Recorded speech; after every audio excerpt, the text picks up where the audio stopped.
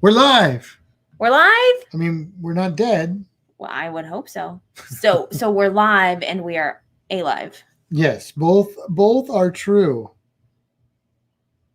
Cool. Is anyone coming in? It says there's a couple people. Are there? Well, I mean, I think it says 3, but you're one of them. Okay. I'm one of them, yes. Yeah. Oh, there's more. There's more people popping in. Hello. It's Tony and Chris. Hello, Tony and Chris. Tony Dials and Chris Barnett. Dials, yes. Hey, Bombini, guys. How's it going? Blaine, hello, Blaine. And Facebook user. Hey, whoever just jumped on Facebook, there is a little link in the description of this video that has like a little link. Just click that so that StreamYard can see who you are. Because right now it says Facebook user. And we want to know who you are. That's right. Yeah. Todd. Hello, Todd. Oh, I forgot I can do this thing. Haha. We're getting high tech. That's right. What time is it? Okay, we got 8 minutes. We've got 8 minutes, so we're chatting for 8 minutes. And then, well, I'll wait to say this till we get a little bit closer. We're going to try and pull some people into the podcast at some point tonight to get you guys on. If you want to talk about your favorite port and why it's your favorite port, we'll just have people come on for just a couple minutes, kind of test it out and see how it goes. So hopefully we'll have people that want to do that. And if we do, then we'll do that. But what will happen is, I said I was going to wait, but I guess I won't. So basically what's going to happen is we will put a link when that comes to that point. We will put a link in the You should wait a chat. few minutes to talk about that because people are still coming on. That's what I was going to do, but then I didn't. But okay, well, I will say it again before we get to it. I just want to make sure I have enough time before it starts. We have 7 minutes. 7 minutes. We got more people to say hi to. Your mom. Hello, Mom. Hello. And there's Adam, Brian. We're going in order, man. Oh, look, sorry. See, I'm popping them up on the screen. Okay. All right. Hi, Stacy. And hi, Adam. And hi, Brian. And hi, Jennifer. Look, see? We did it in order now. We didn't miss anyone. That's good. Except whoever Facebook users are. Well, look, don't forget to smash that thumbs up if you're watching us on YouTube. And subscribe to the channel if you're not already. Subscribe to the channel. Why can I never get my hat straight? Look, I'm going to. Maybe it's your head that's crooked. Well, it's definitely my head that's crooked. It's this. Okay, so it needs to come down here. There we go. That's straight. No. It's this hat, too, is the worst. Oh, that's real crooked. Straighten me out. I mean, it looks straight right now. Look at the screen. It must be my head. Maybe it's the shadows. Probably the shadows. Let's go with that. Did you say hi to Timothy? I haven't yet because you were messing with your hat. Well, I popped it up. Hi. Hello, Timothy. Whichever you go by, hello. He said, let's get some two-tone ska outro tonight. I don't have any ska outro. That would be cool. That would be cool. Oh. The Cruise Geeks was kind of a ska sound, but I had to pay for that I had to pay for that just to use it on the podcast. Oh. So Brian's got to run. Okay, Brian, thanks for dropping in. He said back later. Okay, good. We'll talk to you later. All right. Adam wants you to just take your hat off. Then it's a glare. See, then it's like It's Mallory. Hi, Mallory. Hello, and probably Andrew. Mm-hmm. Most likely. Oh my gosh. Wow, thank you, Todd. Oh, that's awesome. We're definitely not expecting people to give us, what are those called, super chats, but man, thank you so much. Oh, wow. That's really cool. That's amazing. Thank you. Very awesome. So what's he saying? We are all bald. That's true. I'm not. Well, that's true as well. I was actually thinking today, I saw someone and they had their hair cut real short. And I was like, you know what? If I cut my hair real short, it'd be real easy for me to just like put some fun color in it. Yeah. Because like right now I could put fun color in it, but yeah, okay. I'm not going to do it. Yeah, But okay. I thought about it. So, real quick, because we're going to start the podcast in just 4 minutes. Before you do that, I want to say Facebook user says, hi, Kimbra. Hi, Matt.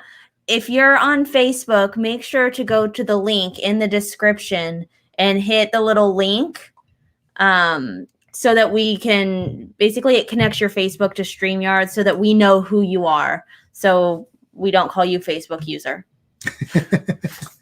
Tony, I know it's a conundrum. Tony's like, I don't know if I like this or not because he likes to listen to us at work on Monday. Well, you can listen twice. I mean, if you want to. If you see the world with Chris. Hello. Welcome to the podcast. Thank you for coming on here. Again, don't forget to smash that thumbs up if you're watching from the YouTubes. Okay, so here's the deal. During our podcast, we are going to do a segment where we ask you what your favorite sport is and why. And we're going to try this thing where we bring you guys on, if you want to come on, obviously, and in just for a couple minutes per person or group or whatever, and you tell us what your favorite sport is and why. If you are interested in doing that, when we get closer to that, we will put the link in the chat, and all you have to do is click on that link, and you'll go into basically like a queue. You'll want to turn off or mute. You don't have to turn it off. Mute YouTube, because otherwise we'll get an echo thing going on, and that nobody likes an echo thing. And then we'll have you in a queue, and we'll bring you guys up to answer the questions. Cool. Hopefully that'll work. we may go over that a little bit again, like while we're live, but I just wanted to kind of cover that here. And also, if you watch to the very end, stay past the credits for a special Reno birthday celebration. Oh, way to give it away. Well, it's not a secret. It's Reno's 11th birthday. I haven't said anything to anybody about that. No, I didn't know it was a secret. You got my hair on you. Sorry. See, that never happens when you're bald. You don't get your... Adam says, how can I book a cruise? Oh, that's an interesting point. That's you want to take that one? I will probably in the podcast because we're going on in like a minute. There's Terry Elliott. Hello, Terry. Gina says that was me, Facebook user. Oh, well, hey, Gina. She looks like she's jumped over to YouTube now. That works. That works. We accept. That works. I mean, YouTube is really our home. Like it's cool that we can broadcast this on Facebook and stuff, but YouTube's really where it's at. Yeah. Yeah. Yes, we have. Look, I guess I gave the surprise away, but we have a surprise that we're going to do. Yes. For that. So yes. So if you're interested in that, hang out till after the credits roll, and there will be credits rolling. There, do we have? Yes. Yeah. Oh, are they in here? Yeah, they're in here. Cool. Yeah. Yes. We prepared. All right, get ready to roll the intro though, because it is 8:59 on my watch. Yes, and Bill says hi. Hey, Bill. All right, let's get ready. It's time, isn't it? It is time.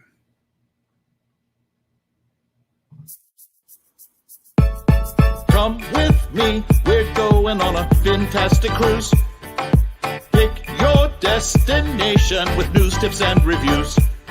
But here is an item you might not have thought of. All of the things under the water. Nature surrounds us with elegant features. You can't go on a cruise and not see the creatures. So let's make some magic, let's get ecstatic. Instantly classic, maybe romantic. The wildlife around you, cinematic on your fantastic cruise.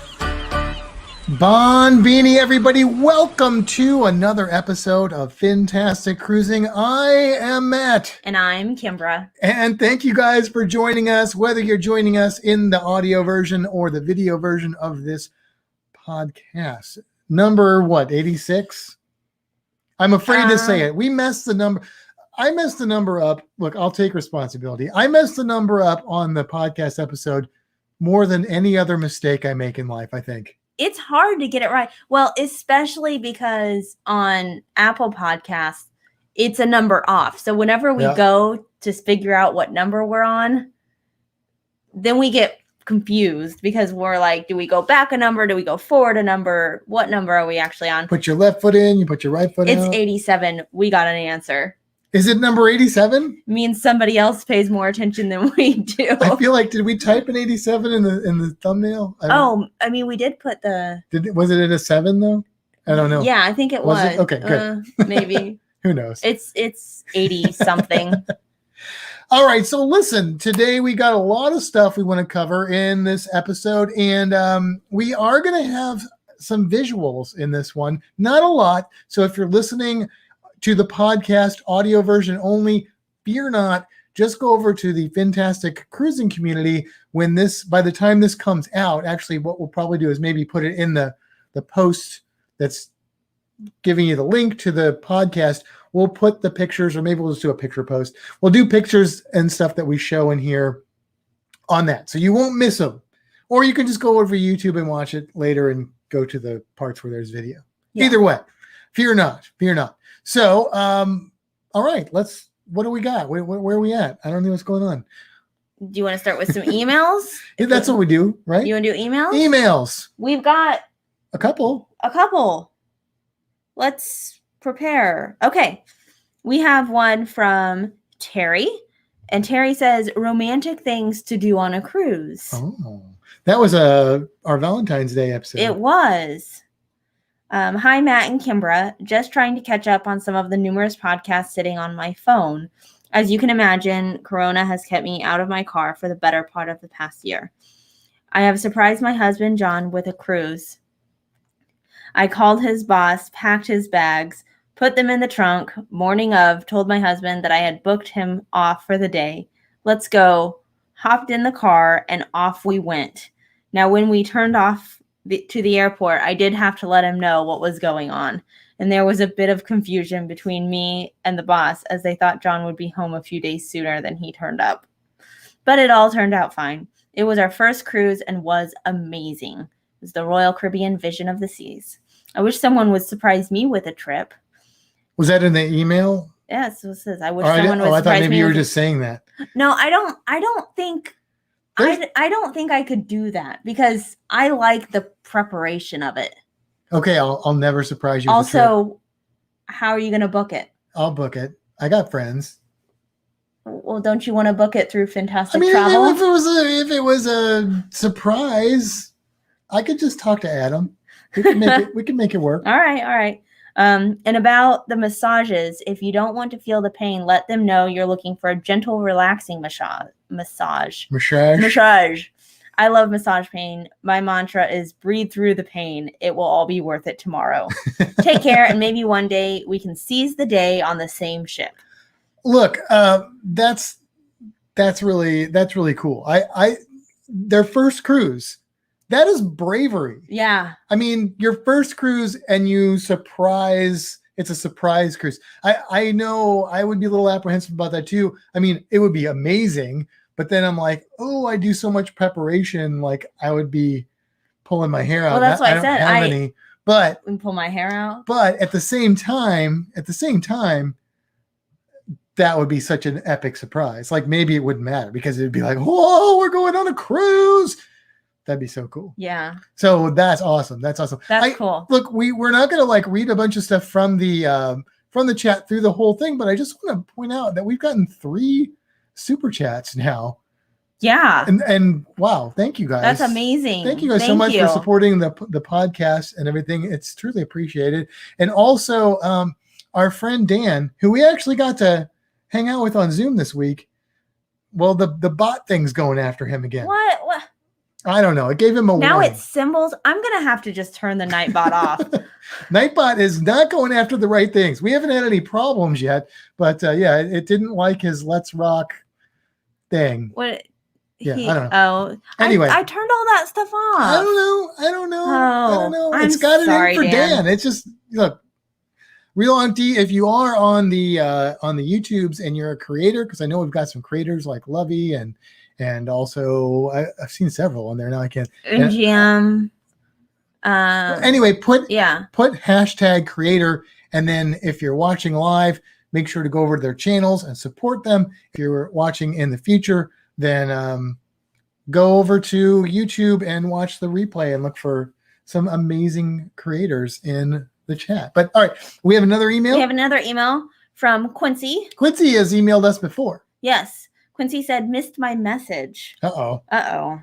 He said, hey, Matt and Kimbra, I hope all is well. A couple weeks back, you missed a question that I asked, but you answered it last podcast, so thank you for that. Do you know if on Royal Caribbean, if you are solo and on a suite, you get 4 times the points, and if you book soon, you get 8 times the points? Haha. I was also wondering if Virgin is going to do a point system. Thank you for everything, and I hope all is well. P.S. I didn't know you had 4 pets. I thought it was just Reno and Luna. It's okay. We only tease about the pet thing. Yeah. So I don't know. What did we find out about Virgin doing? We didn't actually look at Virgin. Huh.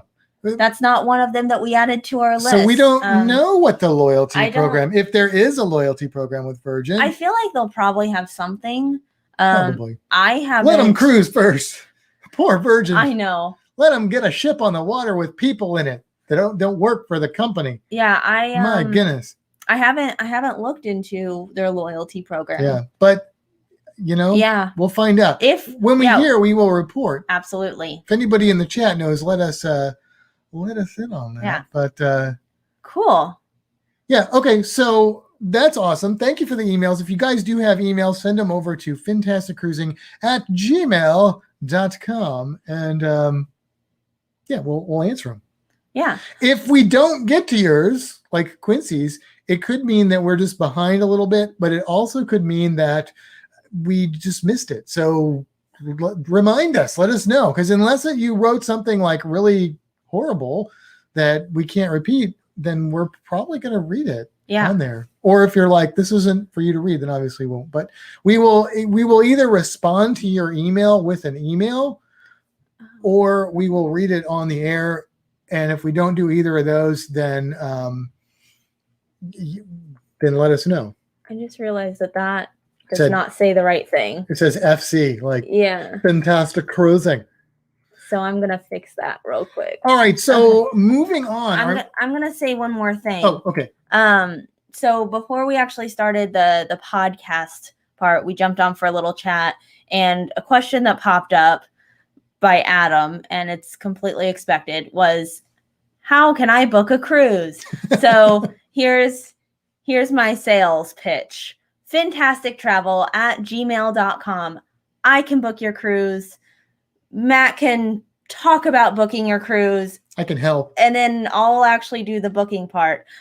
Also, it's the way you want it, trust me.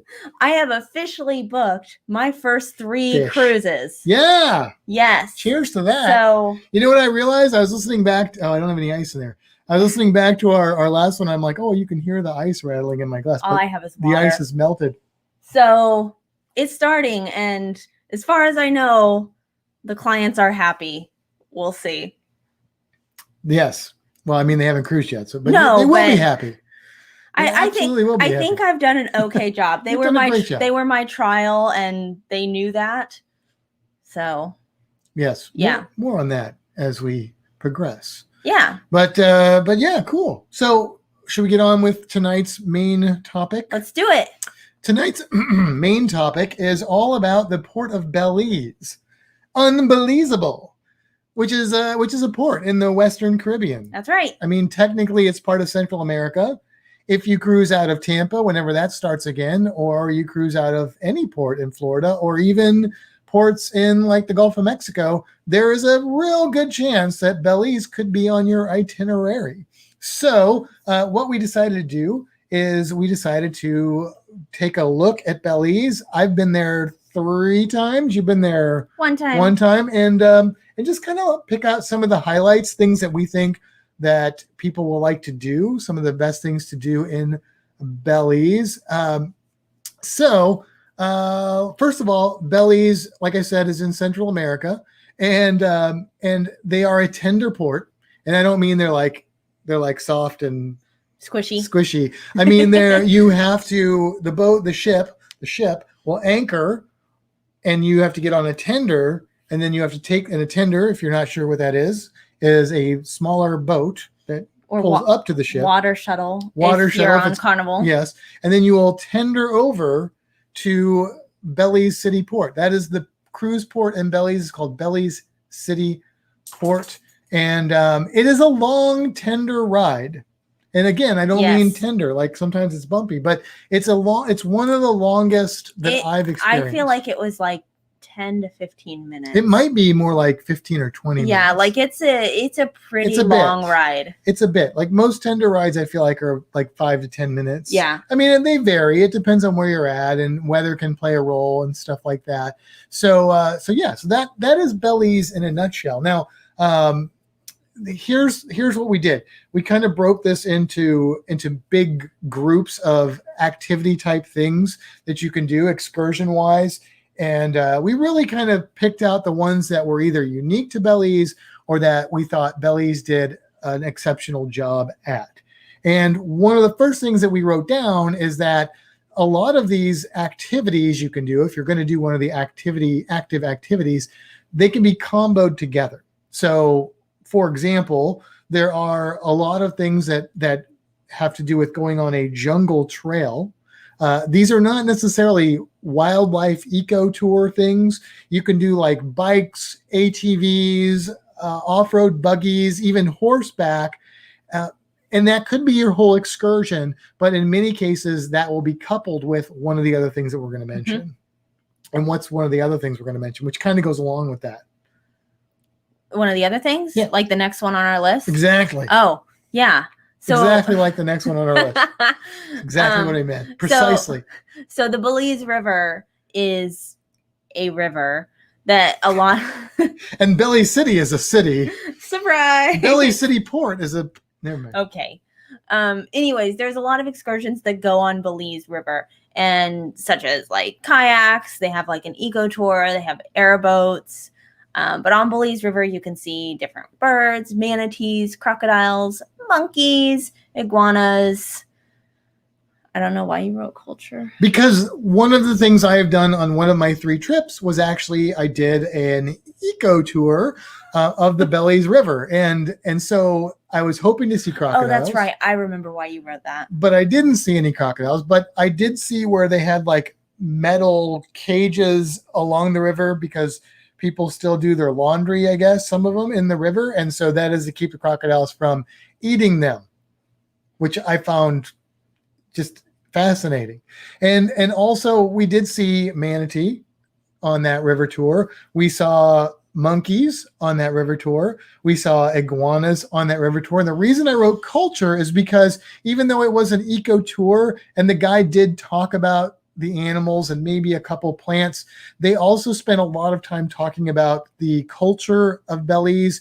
And one of the interesting things is what they said was that how everybody kind of lived together in very different levels of wealth, but seemed to get along. Like there was no, I don't know, like looking down your nose or whatever. That's the way they described it. And you would see like a bigger house next to like literally a shanty on the river.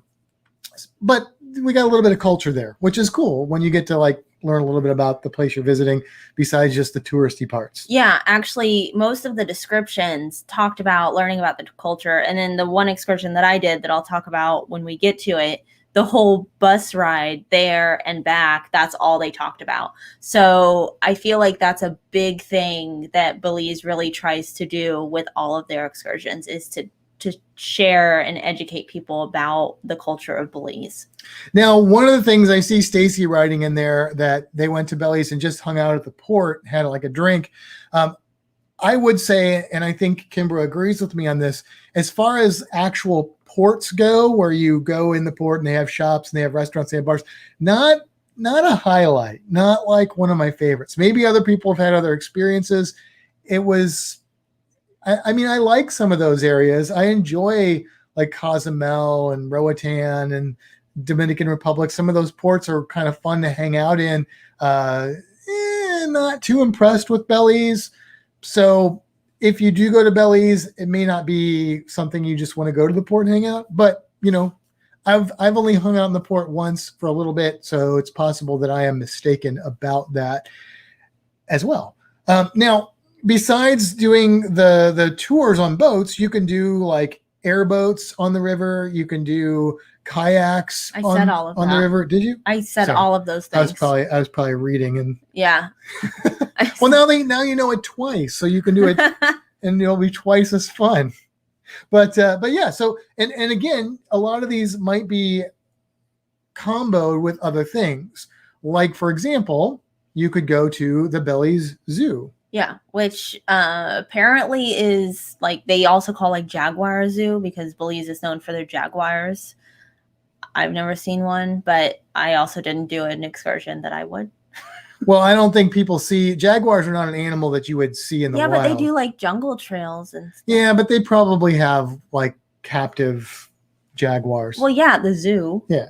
I don't think you're going to see a I mean, if you could see a jaguar in the wild, but I think it'd be cool. You could also see a Florida panther, but it's probably not going to really happen. Okay, good point. Yeah, I mean, the cats are really good at hiding and not being seen, and jaguars don't want you to see them typically. If you do see a jaguar, you may not be able to tell anybody you saw it. That's true. So I don't know. It would be really cool to see a jaguar as long as you survived. But I don't know. I don't know about cats. I like them. Anyway, you could also go to zip lines. They have zip lines there. Yeah. If you're into the more sort of active part of activities, they've got the ATVs and the bikes and all that stuff and the kayaks, the zip lining, and then the one that you did. Yes, which is cave tubing. And it was really cool. Not a lot of wildlife, which is what I like to see, but it was a neat experience. And actually one of the things that was really cool was on the top of the cave, there was a bunch of little holes and there were actually bats up in those. So that was the excitement of my wildlife. That's wildlife. Yeah. But yeah, it was cool. Weren't you the wildlife in the cave? I was probably the wildlife. Woo! Yeah.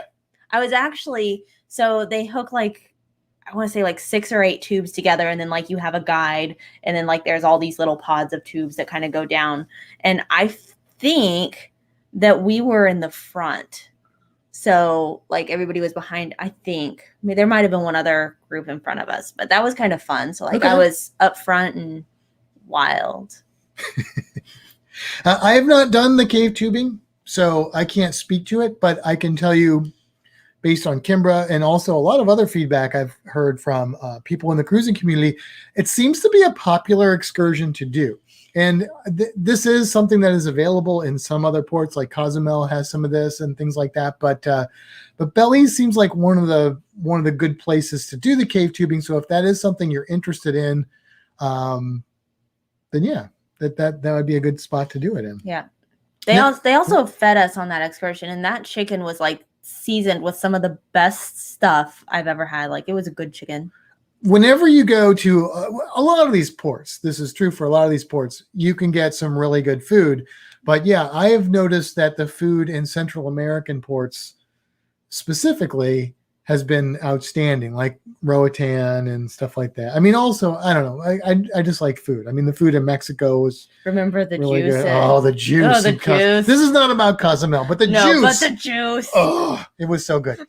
Anyway, the other thing that is a good thing to do that's kind of unique to Central America and Mexico are going to be visiting Mayan ruins.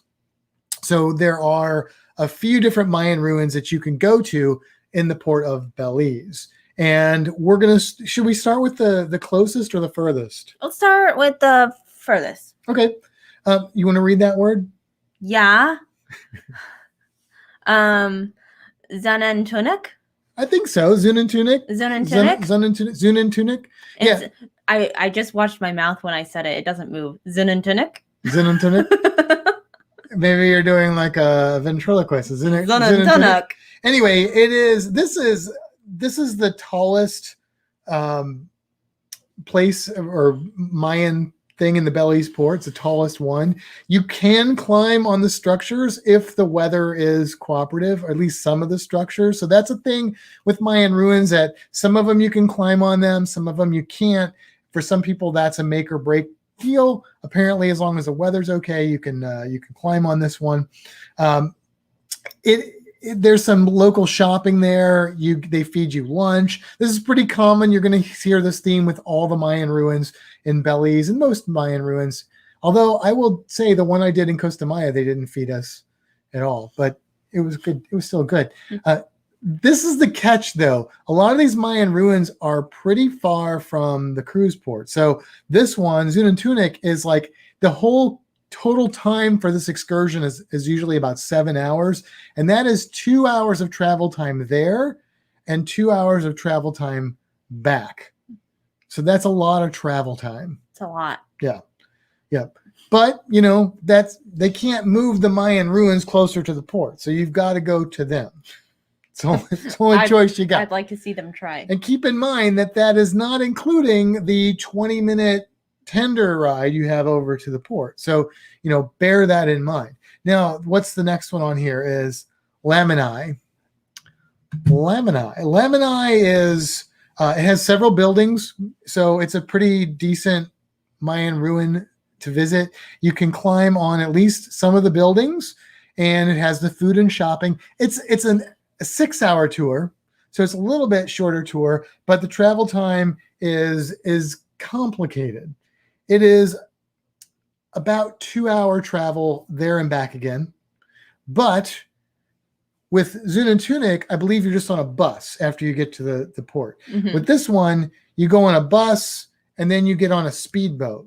For 30 minutes. For 30 minutes, yeah. So you get a little bit, all these rides are far and long, but usually they have guides on there that are talking to you, and sometimes it's some interesting scenery, a good way to see the country.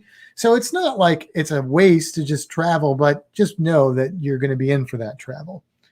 So what's the last one? Altun Ha. Ha.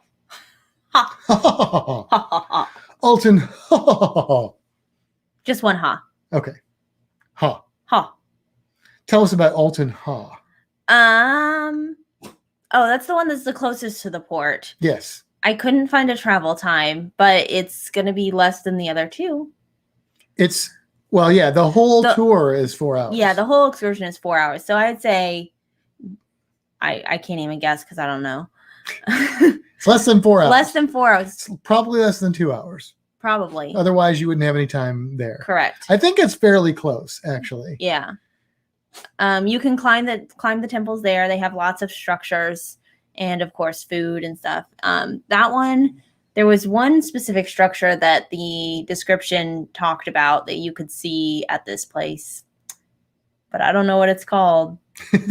There's some of these, one of the things that I meant to research, and I apologize because I forgot to do it, is that when you're talking about Mayan ruins, something to think about is that the Mayan Empire lasted a long, long time. So some of these Mayan ruins date to different eras or time frames in the Mayan civilization. So just like if you were to visit America, we've been around like a couple hundred years, even if you went back to like the colonial times, and then you're talking like 600 years or less than 600 years. I mean, that's a much smaller time gap than when we're talking about Mayan civilization. And if you visited something from like Columbus times, as opposed to something from like the 1800s or, current, it's going to look a lot different. So that's true as well with the Mayan ruins. So these are from different eras of Mayan civilization, and that's something that could be interesting. Some of these have museums, and some of them have other artifacts besides just the stone structures that you can see. I think what you're referring to is like a jade statue. Yes, that's what it was. Mm-hmm. Yeah. But it went on and on about this statue, whatever it is. And a personal recommendation that I have, if you are interested in Mayan ruins, is look for some, before you go, look for some information on Mayan ruins. Specifically, look up and research the place you're going to go and try and find a little bit of information out about it. You are going to have tour guides there, and they're going to give you information on site.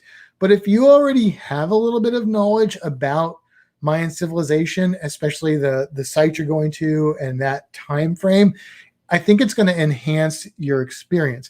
when I went, didn't know much about the Mayan civilization at all. I was totally enthralled by it. And I came back and I downloaded like a bunch of books on Mayan civilization that were very dry and boring, but I mean, they were presented in a boring way, but they were interesting to me. And I wish I had known some of that information before I went. You don't have to go crazy like me and listen to like 16 hours of information on Mayan civilization, because I've forgotten about 15 and a half hours of that anyway. But do a little bit of homework and it'll make your experience a little bit more entertaining, I think.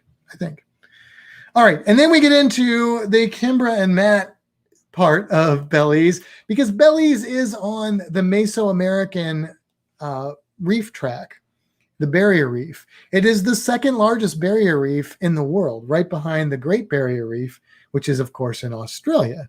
So there's a lot of really incredible things to do underwater. And one of them is scuba dive. So there are some dive trips you can take in Belize, and we're not going to go into great detail on that. But if you are interested in scuba diving in Belize, some friends of ours, the YouTube channel Blue Horizon Diving, look them up. They just got back from a trip to Belize, and they've only posted, at the time of this podcast airing, they'd only posted one video of diving over there. But in this one video, loggerhead sea turtles, spotted eagle rays, nurse sharks, really cool. It's amazing. Remoras going after the divers, trying to hook onto them. Really cool. Great channel. They're from Bermuda. So if you're interested in Bermuda, these guys have a magnificent channel. It's scuba. It's a scuba channel, but really cool stuff. And that'll give you a real good look at diving in Belize. But if you're not a scuba diver or you don't want to dive, you can also snorkel. And there are a lot of options. And these are also going to be your options if you're looking for that relaxing beach day, or if part of you are looking for a relaxing beach day and part of you want the adventure of snorkeling.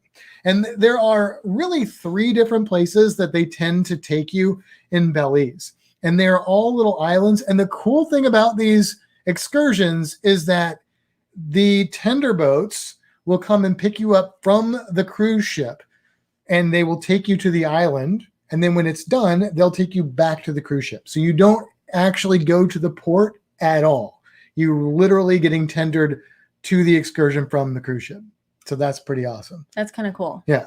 Now, the 3 islands are called Starfish Island, Rendezvous Key, K, whatever, and Goff's Key, K. And I've been to 2 of them. And the problem is I'm not exactly sure which 2 I've been to. I think I've been to Starfish K twice. Starfish Island twice. And I think I was at Rendezvous K, but I might have been at Goff's K. Here's what I can tell you. Starfish Island, go ahead and roll that video here, because we just have some photos of it. It's really cool. All 3 of these islands are very much out in the open. Starfish Island, you can actually see some mangroves and stuff far off. Like if you're watching the video, you can see them there. But it's a tiny little place. Like all 3 of these islands are so small that you could throw a football across the island, or a frisbee. I mean, I probably couldn't, but you probably could. And so really cool. Lots of beautiful coral there. I've seen the stingrays there and moray eels there, and lots of cool stuff. Visibility. The one trip I went, it was crystal clear. The other trip, it was not awesome. It was pretty windy, rainy weather, but it was still like 8-9 feet visibility, and you're snorkeling in pretty shallow water. The other 2 are even more remote. Like the one that I was on, you couldn't even see land from it. Like it was super tiny. Now, the one downside to this is that basically the way it works is you jump on these snorkel tours, and what they'll do is they'll separate you into groups. So they'll say, we've got a guy that does beginners, like never snorkeled before. We've got an intermediate, and we've got an advanced. And these are very relative terms. If you have snorkeled before and are a little bit comfortable, go with the advanced group. If you have never snorkeled and you're literally going to struggle with keeping your head in the water, that's the beginner group. If you have snorkeled a couple times, but you're a pretty confident swimmer, That's the intermediate group. So and now this could vary depending on probably who's in the group with you, but that's what I found. The cool thing about these is they will take you around these islands. You get to see a lot of neat stuff. It's a lot of fun. If you're not knowledgeable about the marine life, they're going to teach you a little bit about that. The bad thing about them is you have to stick with the group, and that's kind of a bummer for me. They go at a certain pace. You have to keep up with them or, slow down to keep with them. One of the times I was there, found some Caribbean reef squid and just wanted to take lots of pictures of those. Not everybody was interested in Caribbean reef squid. They were trying to move on. My buddy Mark and I were like honed in on these reef squid, and that was kind of a bummer. When you get to the end of that, most people are content to have that 40-minute snorkel or whatever, and then go up, have a couple cocktails, sit on the beach, and just, watch the world go by. I was not. I wanted to get back in the water and snorkel some more until I had to get back onto the ship. They won't let you do that. They'll let you snorkel in certain limited areas, but not around the island on the main reef because it's just open water. So you get swept out or something, and I guess somebody could get into trouble.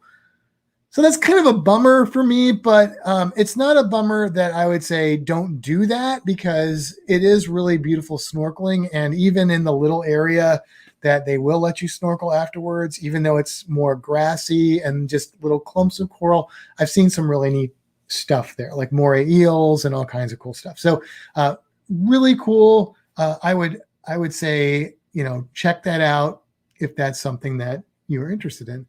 Those are our highlights for Belize. Now, before we have a cruise creature, but before we get into that, because I see Kimber's got her finger on there. We can wait. We're going to try an interactive portion of this podcast. We haven't tried this yet. So if you're listening in, we'll see how it goes. But basically, we've asked the people that are in our audience, which I don't know how many we actually have right now, if they want to share their favorite port and why it's their favorite port. What we're doing, if you are in our studio audience here, is we are putting a link in the chat. And if you'd like to come on for just a couple minutes and tell us your favorite port and why, you can click that link and you'll show up in a queue. And then we will bring you on and see how many people we get and see if we can have a little conversation about your favorite port and why it's your favorite port. Now, if you are one of the people that want to come on to this live stream podcast, make sure that if you do that you do turn YouTube all the way down when we do bring you on. Otherwise, we'll get a feedback loop. Okay. And you'll want to probably you don't have to have your camera on, but people like to see you. So you can have your camera on if you would like to do that. So we'll see if we get anybody in the audience. And if this works out, then this will probably become something that we do kind of on the regular in the podcast.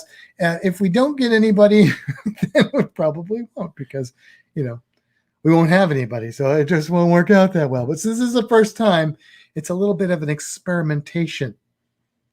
And do you want to jump into the cruise creature while we see if somebody pops on? That's a good idea. So we can see if we get people into the list there, and we can go right into the cruise creature. Let's hit it.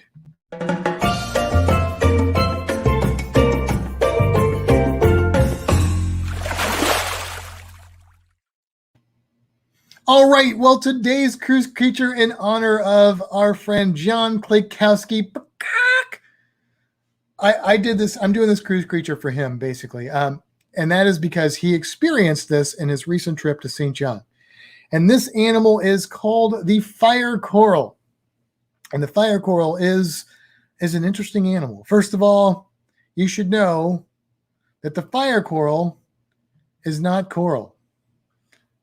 Is it fire? It is fire underwater. No, it's not fire either. Fire coral is in the same group. It's in the phylum Cnidaria, which was Selenirata when I was in high school, but it's Cnidaria now. And they are related to coral and jellyfish, and also related to hydras, Portuguese man-of-war, sea anemones, all those things, all the stuff. Right? But fire coral is different. Fire coral it looks like coral, but it's not coral. We'll find out why in a little bit. It's also it's called millipora, which means 1,000 pores. So I'm going to bring up a video here. And first, you're going to see a jellyfish, which I'll talk about. We'll come back to that. But if you're watching right now, you're ready for it? Yeah, go ahead. But I'm going to have you pause in just a minute here on the video. So if you're wondering what fire coral looks like, it's usually a yellowish brown stuff. I'll go back and just kind of pause at that first one there. Okay. Technical difficulties. I don't know how to go back. Oh, could you not? There, right up there. Anyway, it's kind of a yellowish brown group of animals. And so if you see it, it may look like regular coral. But if you look closely, one of the differences that it doesn't have the big, large pores that coral would normally have, which are actually little polyps. And at night, most coral has tentacles that come out that you can see. During the day, most coral, those tentacles are pulled in. Now, fire coral does have little tentacles. In fact, it has multiple types of little tentacles. They're just a lot smaller on the fire coral, but it's usually yellow-brown. It can be either in sort of branching shape. It can be in what's called plates, kind of like flat plates. And it can also be encrusting. And now go ahead and roll through these pictures here. So the first one is kind of your typical kind of encrusting. This picture, which we're looking at now, is some encrusting fire coral on there. And the one there, you can barely see it, but there's a little bit of yellow down there on the end. And then stop it right there if you can. We're still learning how to do this part. That's okay. You can stop it there. So one of the things I like to tell people about fire coral is you don't always know where it is. So the pictures that I'm showing, if you're listening in, are pictures of fire coral, which sometimes it's obvious. Other times, right now, we're looking at a plane wreck that is in Coco Cay. Yeah. And this plane wreck is put there for snorkelers to snorkel over and investigate. Problem is, fire coral encrusted over this whole thing. And so if you look closely at the pictures, if you go later on Facebook or if you're watching right now, there's like sort of the structure of this plane has that yellow encrusted coral species on it. That is the fire coral. Go ahead to the next frame there. And it can fill, go ahead and pause it there. It can cover a whole surface. So this is part of the, I guess, the walls of the outer walls of the plane. And this can be on cement. This can be on rocks. This can be on metal, as you see in this picture, if you're looking at this picture. And so the problem is, if you accidentally bump into this stuff, or if you purposely grab it or touch it, you may not realize that you're touching fire coral. But as soon as you do touch it, you will know that you're touching fire coral, because what fire coral has is they have these little dactylzoid polyps, which have little bitty tentacles, and those tentacles are lined with nematocyst stinging cells. And if you touch them, they will inject you with lots and lots of tiny bits of venom, which burns really badly. Now, all of the animals in the Cnidaria group have stinging cells, but some of them you might not feel at all. Some of them might have a very mild sting.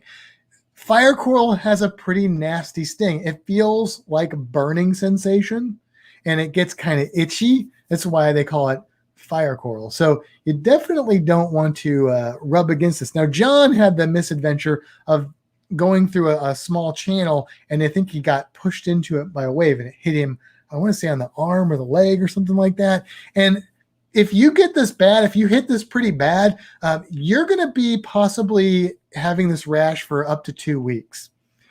I've experienced fire coral a little bit. I know what it is, so I try and avoid it. But my first time in Coco Cay, there's these cement cannons. It's supposed to be like what's the Blackbeard ship? It's the Queen. I can't think of it. Darn it. Anyway, it's not. It's just concrete cannons. And I was trying to look in there. I grabbed it because I thought it was just cement. It wasn't. It was fire coral. Boom, hit me in the finger. My finger swelled up. It was sore for like a week and a half. It was not fun. But I learned my lesson. You shouldn't touch coral okay, because that can kill it. But definitely you shouldn't touch fire coral because you'll regret it. So not only can it sting you, but it does make a skeleton, just like real coral does, of kind of a limestone type structure that's sharp, so it can physically cut you as well as sting you.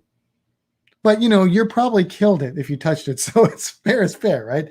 Now, besides having these dactylozoid polyps that sting things, they also have gastrozoid polyps, which gastro, you might guess what these do.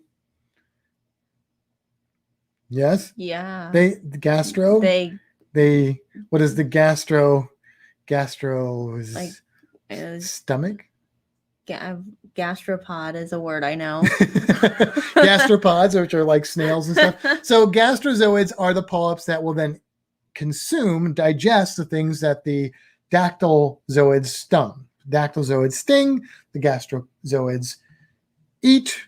And then there's also another little polyp that we'll talk about in a second. But this is one of the things that makes them different than true coral. So true coral has polyps that has the tentacles that sting, and the stomach is in the middle, just like a little bitty sea anemones living together as one big sea anemone. So there you go. Now, the other thing that makes them different than true corals is how they reproduce, because that third polyp is called a gonozoid, like gonads. Yeah, the gonozoid. Now, the gonozoid, this is really crazy. So the way that most coral reproduces is it spawns and puts gametes in the water, which is a polite way of saying sperm and eggs. And then they meet in the water. It's very romantic. And then they form little polyps. They can also reproduce through kind of cloning and stuff a little bit. But that's like their way of sexual reproduction. Fire coral is different. Fire coral is much more like a jellyfish in that these little gonozoids, they actually are ejected off from the fire coral and they become a medusa phase, like a jellyfish phase.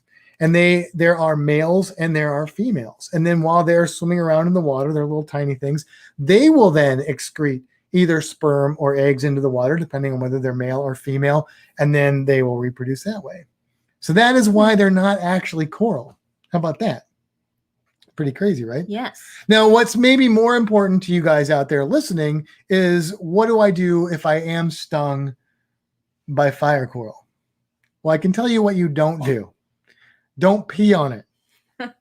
Don't pee on the fire coral sting. If you pee on the fire coral sting, you're going to only accomplish really a couple of things. One, you're going to have a warm whatever you peed on. And two, you're going to feel really embarrassed about it. Maybe you won't, but I would. And maybe you'll even cause an infection with peeing on it with the dirty. Ammonia does not help jellyfish stings or fire corals. That is not the answer. Don't do that. Okay. Friends lied to you. I'm sorry to have to break that to you. Not your friends, but the show Friends. I think that's where that originated. Oh, is it? I think so. I think that is where it originated. Here's what you should actually do. You should rinse the area with seawater. Okay. Not fresh water, because these little tentacles stick onto whatever got stung. If you pour fresh water on there, you will set off the ones that didn't already sting you. So you don't want that. You'll just get stung again. You'll get stung more. That's not the effect you're going for. What you want is the seawater to try and wash them off, right? Then to get rid of the pain, what you want to do is you want to use preferably a vinegar solution, which is like 5% acetic acid. And that will the chemistry will actually kind of nullify some of the venom. Or if you don't have that, you can try 70% isopropyl alcohol. I saw that listed in some first aid things, but usually vinegar is the go-to. Now, once you've done that and now you're living with the pain, the only thing you can really do is you can put like hydrocortisone cream on there. That'll help with like the itching and stuff. And you can take normal pain meds like aspirin or ibuprofen or naproxen, stuff like that, to try and help with it. Keep it clean. You want to wash it out. You don't want like a secondary infection to set in, because that can be a risk. So, clean it out with soap and water once you've done the vinegar treatment and all that, and then just treat it for the symptoms after that. But that's the way to do it. That's what you got to do. So that is your cruise creature, the fire coral. Now, at the beginning of the video clip that I showed here, there was a jellyfish in there. And that jellyfish, you bring it back up, that jellyfish, the reason I added it to tonight's podcast or this morning's podcast, whenever you're listening to this podcast is because that is a warty jellyfish. I'm not saying that to be mean to the jellyfish. That's what it's called. Well, you think calling people or jellyfishes warty is a mean thing? I mean, I think of witches when I think of. Oh, okay. Anyway, the warty jellyfish, I ran into this literally in Belize. And I've been stung by jellyfish a lot, like enough that I know that normally when I get stung by jellyfish in Florida, it's not really a big deal. Like it hurts for a second and it's fine. It's fine. I've been stung in the face by a bee. That was way worse than a jellyfish sting. The warty jellyfish was a much more painful experience. I was swimming along. It was right around the time we saw a moray eel, and the guy was like, "Oh, well, a moray eel down there." And I was going to swim down to see it, and all of a sudden, I got hit by something on my leg, and it felt like one of the misnomers is Hollywood always portrays jellyfish stings as an electric shock, and that's not what it is. It's a venom sting. It felt like somebody zapped me. I understand why they attribute it to like a shock. It hurt bad. It shook me up for a second. I knew exactly what it was because that's how I got the picture. I felt it and I was like, I'm getting a picture of this because I want to know what just stung me. And I found that thing. I didn't know at the time what kind of jellyfish it was. But it took me a minute. It hurt pretty bad. So just keep that in mind. If you're in some of these places, most of the jellyfish, fire coral, if you get stung by them, it's usually not that big of a deal, but there are a few out there that'll give you a painful sting. The sting actually, by the time we got back to the ship, it didn't even hurt anymore. There was nothing left to see of it or anything like that. So it really wasn't that bad. Not like a Portuguese man of war, some of the things they've got in other parts of the world. But yeah, it didn't feel good. No, I didn't treat it with anything because I wasn't getting out of the water for that. So, but that's why I had that in there. Now, I don't think we got anybody. We didn't get anybody wanting to join us, but we did get people in the comments telling us what their favorite port is. Okay. So we could read those. Okay, we can read those. If anybody in the comments does want to come on the podcast and join us, then just click that link and you'll pop into our little thing and we'll bring you on. But until that happens, or if that doesn't happen, we will we'll read some comments. What do we got? So we have Unkty. He adores Roatan. He says crystal clear waters, almost transparent, bathtub warmth, utterly perfect. Roatan is one of my favorites too, Dan, and it was my favorite until I went to Curacao and Aruba. But I love Roatan. Yeah, absolutely. Beautiful water. Great place. Yeah. And then Stacy, nope, that's not Stacy. Stacy's on there. Yes, I just read his. This is you said your name earlier. I'm sorry. It says Walk, Michigan. You said who? Terry. There we go. This is Terry. Terry says Grand Turk is awesome. Yeah, Terry, I mean, Grand Turk is great because you can just get in the water if you're into snorkeling. You can just get in the water right there and snorkel in front of the ship. It doesn't cost you anything. You've got as much time as you want as long as the ship's in port. Really cool. I've seen a lot of fun stuff there, and it's a great place to snorkel.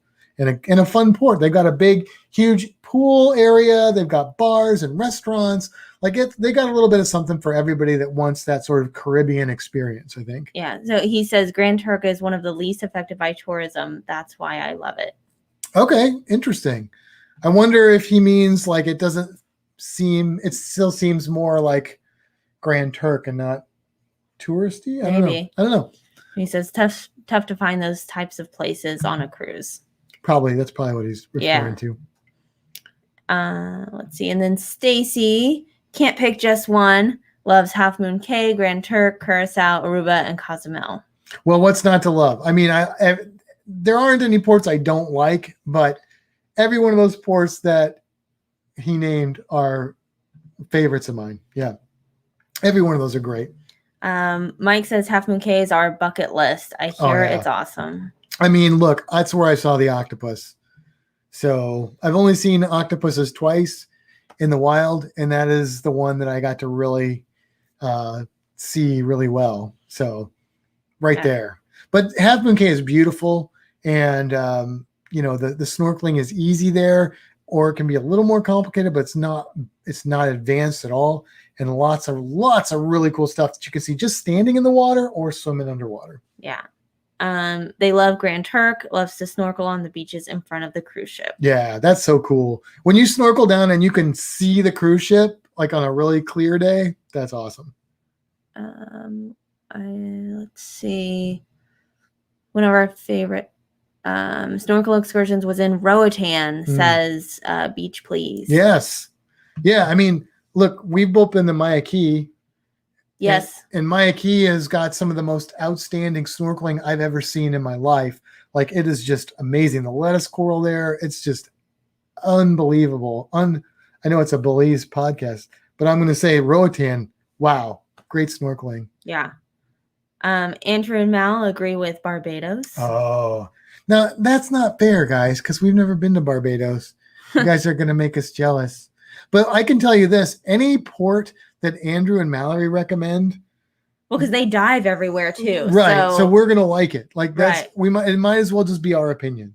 Oh, they also say also St. Croix and St. Lucia. Yeah. More places we haven't been, right. guys. Thanks a lot. Jeez. Adam loves St. Thomas, Paradise Point. St. Thomas is, besides the ABC Islands, St. Thomas is the one cruise port that I really want to go to. I mean, I really want to go to all of them, but I really want to go to St. Thomas. You know, the interesting thing is we were listening to Klaykowski's live stream and stuff and hearing him talk about it. He went to St. John's and stayed in St. John's. He like stopped in St. Thomas for like one night. And he kind of, and I'm not ragging on John at all. Trust me. I love John, but he kind of ripped on St. Thomas and I think exactly what he was getting at is really cool is that compared relative to St. John, he said St. Thomas is like Nassau. Now I enjoy Nassau, but to me, that is not a rip on St. Thomas. That is how awesome St. John is. Because St. John is like almost all of that island is national park. So it's very natural still and just sounds amazing. St. Thomas is beautiful and lots of cool stuff there. So I want to go to St. John now because it's hard to visit there on a cruise because you got to get on a ferry that takes you over there and stuff, and you run out of time, I think. So he actually stayed there. I can't wait for his vlogs to come out on that. If you're not familiar with the Klaykowskis, check them out. All of these people that are going on like land-based vacations right now make me really want to go on some of these vacations, but also I want to cruise, and I can't do both like all the time. Right. It's hard. Let's see. And then we have Roatan is my favorite. I got to hold a sloth. It was cool. That's from MGM Family Travel. I mean, who doesn't love to hold a sloth, right? I've never gotten to hold a sloth. I've got to pet a sloth. We have a sloth at the aquarium now. It's public knowledge. It is. We've had it for several months, but so I have been able to pet a sloth. I have been able to get paid to pet a sloth. Yes. Multiple times. Not that they're paying me to actually pet the sloth, but it's like, while I'm on the clock, the sloth goes by and they're like, we need people to pet the sloth. Yeah. So it gets used to human interaction. I'm like, I guess I'll go pet the sloth. It was really funny, actually. I think it was last week. They had it in the office area, just kind of holding it and walking around. And I was on my way back to my desk. And of course, that means I stopped because it was just kind of hanging out. Literally, it kind of just hangs. And they're like, have you gotten to pet it yet? Go ahead and pet it. I'm like, okay. So I just got to like hang out with the sloth. It was pretty cool. Yeah, pretty cool stuff. Let's see. We're gonna come back to this one here in a second, but let's do this. Sarah says Curacao is her favorite. Oh yeah, Sarah, right there with you. That's why I say Bombini. I've only been there once, and it was enough. Like I left that island in love with it, like just in love with it. And I'm pretty sure I feel the same way about Bonaire and I enjoyed Aruba. I didn't get to see a lot of Aruba, but what I did see, I liked. But yeah, man, Curacao, that architecture there, and then the experience I had underwater, it was just amazing. People were so friendly. It was really cool. And then we're going to come back to this one here because it's a question. Where's the best place to snorkel in Roatan? Excursion or their public beach? Don't go to the public beach for snorkeling. The visibility is garbage usually, and there's nothing there but sand. If you just want a beach because you like to get in the water, the beach is fine. But if you want to snorkel, you need to get away from beaches to get to the best snorkeling, because that's not how coral reefs work. So the place that I've gone, and I've been to Roatan 3 or 4 times, and I've always gone to the same place because I can't stop going there. It's called Maya Key. It's literally right across from the smaller cruise port, and you can't get there with all the cruise lines all the time. Like, it's not always available, but the snorkeling at Maya Key is just amazing. Like, I don't even know what I could compare it to. It's just solid coral and just really cool. And you can swim. It's so shallow that there's actually a channel in the coral you swim through, because the coral's like at low tide popping out of the water. So you can swim over it where it's like literally a couple feet underwater. So you don't have to dive down to see it. It's loaded with marine life, and then it drops off. So if you're like me and you like to free dive, you can drop down about 40, 50 feet and check out. There's always lionfish down there hanging out and stuff. And it's just a wall of coral that goes down. It's just amazing. I'm sure there are other places in Roatan that are like that. I just haven't been to them. I know a lot of people who have done a lot of diving in Roatan and say it's amazing. So I would just make sure you go someplace that has the coral, not a beach. Yeah, but Maya Key is really cool also because, yes, it's got really good snorkeling and it's got the beach, but they've got a lot of stuff right on the little island. Like, they had a sea lion show. They have the monkeys that you can go in and feed them, and they jump all over you. I have pictures on my Facebook of that. And they've got like some big cats and other we didn't walk through the whole thing. There was so much stuff right on Maya Key. So the snorkeling's amazing, but they've got a lot of other really cool things to experience. Rescue animals is what they say. Yeah. They've got like margays, jaguars, some birds. Yeah, pretty cool stuff. It is definitely a cool place. And the food there, like, you get food included, like a little, it's like chicken rice and beans, like jerk chicken rice and beans. And it is really good food. Like, I'm not really a big rice and beans fan in general. I like black bean soup and stuff. I'm going to see if I can do But it is, it is really top notch. You're going to try and share a screen. Problem is, we're using a laptop with only one screen. It's okay. So we'll see how it goes. There we go. Look at that. Yeah, look at that. You're like a professional. Yeah. So, I mean, that's not like the best screen share in the world, but some of those monkeys are rude, though, just so you know. Oh, yeah. They pulled my hair like crazy. They'll also pull other things on them. And so I'm just saying, you may have some advanced conversations with your children if you go. But they were all over. It was such a cool experience. Really cool. Cool. That was my first time trying to share a screen like that. Good job. Yay. Well done to you. Hooray. All right. Are we ready to wrap this thing up? I think it is time. An hour? That's an hour. Yeah, we did it. All right. Oh, let's see. Sorry, I am not ready for this. That's okay. It's our first time through. So. Oh. What do I say? Oh, on that night, no, it's time to head for the horizon. And until next time. Have a fantastic week, everybody.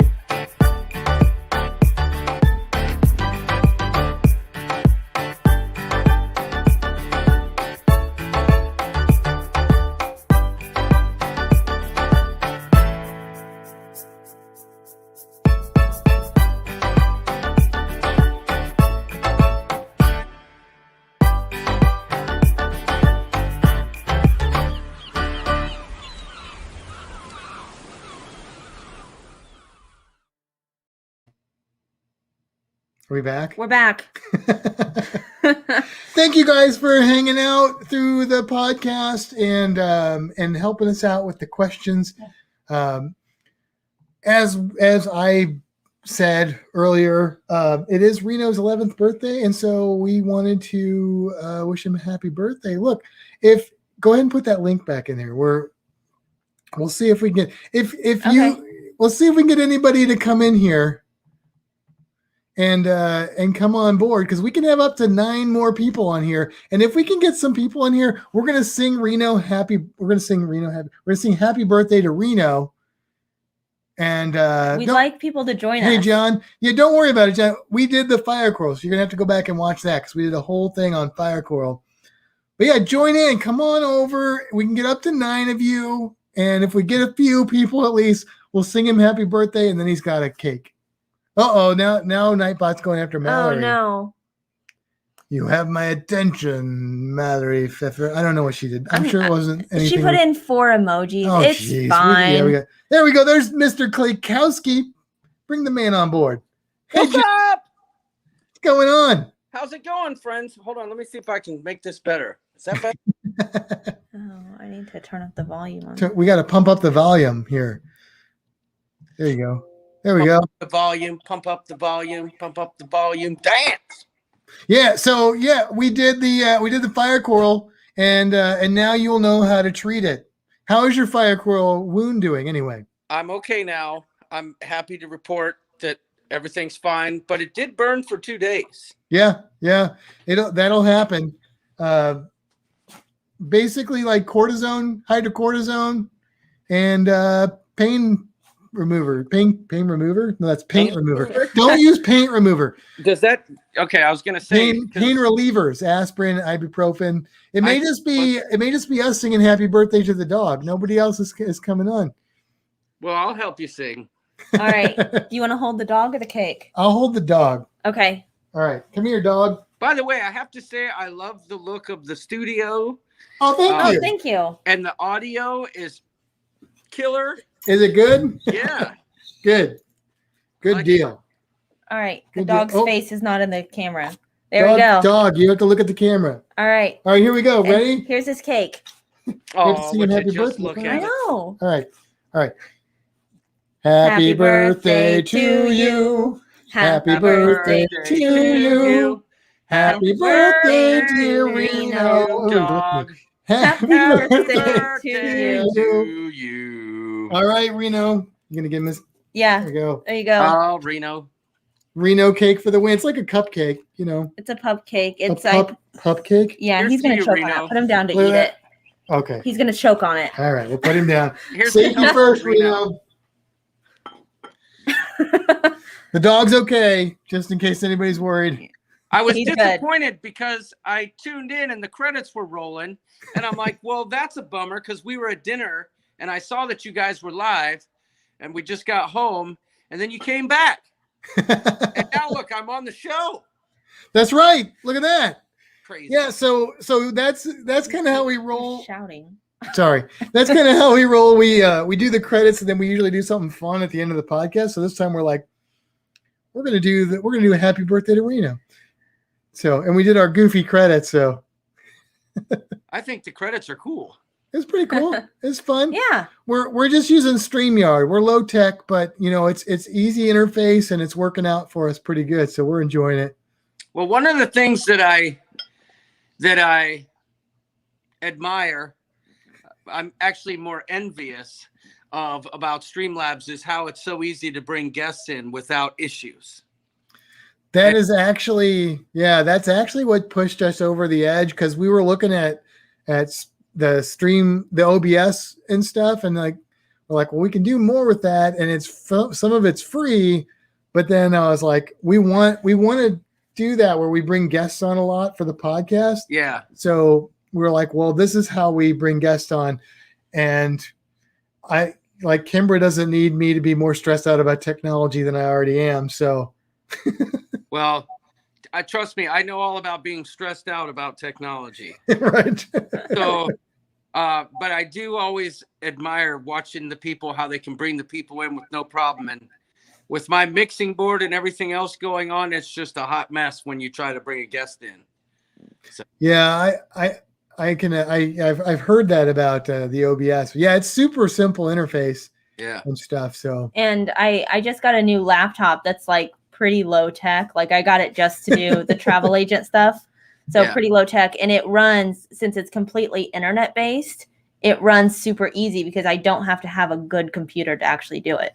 Yeah, well, I'll tell you, you guys look good. I like it. The look is great. Cool. Well, thank you. That means that means a lot coming from anyone, but coming from you, it means even more. We were telling people about you. You've got some St. John stuff coming out.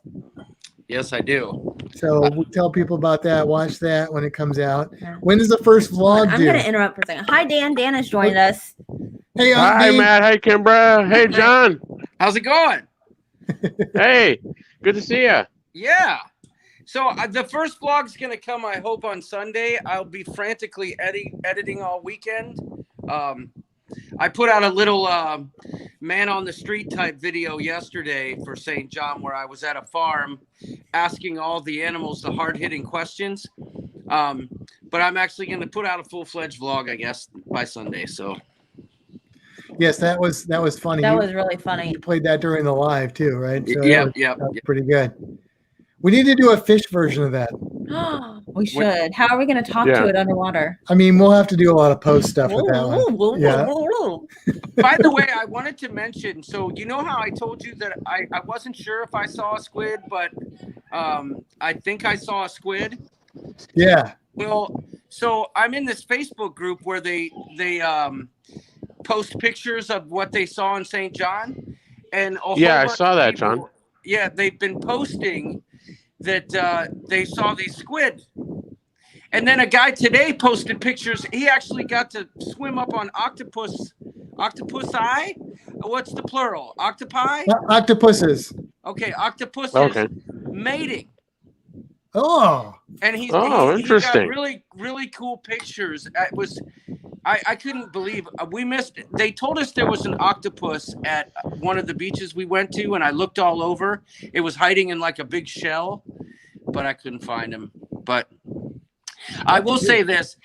I find a lot of comfort in knowing that wherever I am underwater, I can always count on you guys to help answer the questions that I have.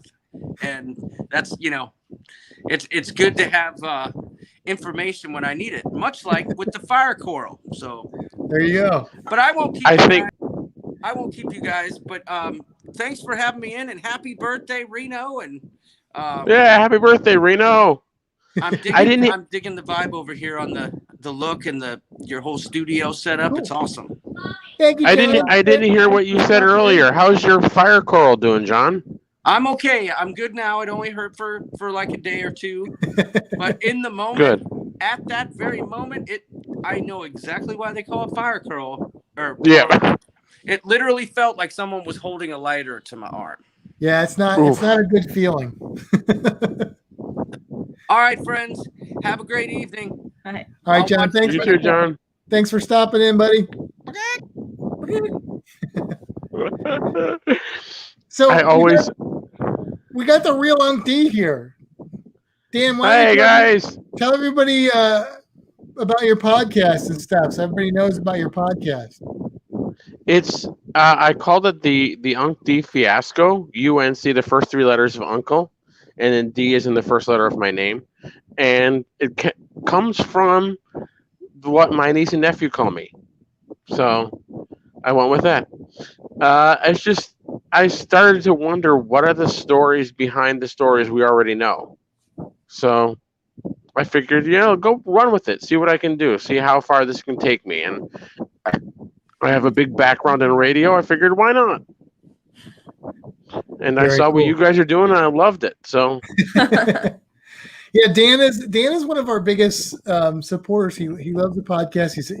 Every podcast he puts out, he advertises Fintastic Cruising. Yeah, so we don't pay him for that. He just does it. So we appreciate that. Absolutely. Hey, who if you want to float me a couple bucks, who am I to argue? Right. Right. Yeah, I never do any of it for money.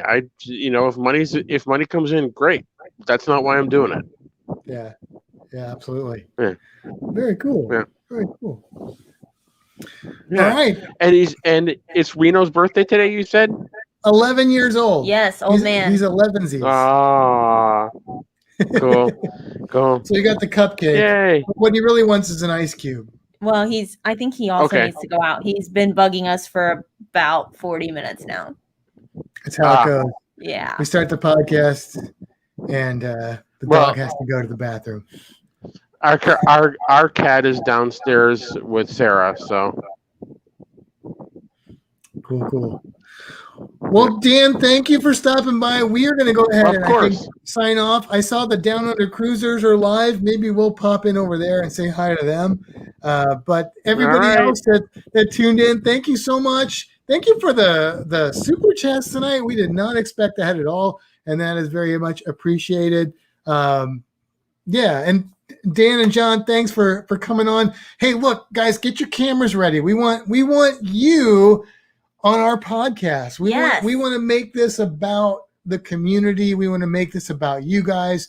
We want to hear from the people out there, even if you're not a creator. Like John and Dan are both creators, but even if you're not a creator, we want to get you guys interacting with us because, everybody's heard me talk for years now. Yeah. And so they don't need to. They already know what I'm going to say, but we want to hear what you have to say. So thanks.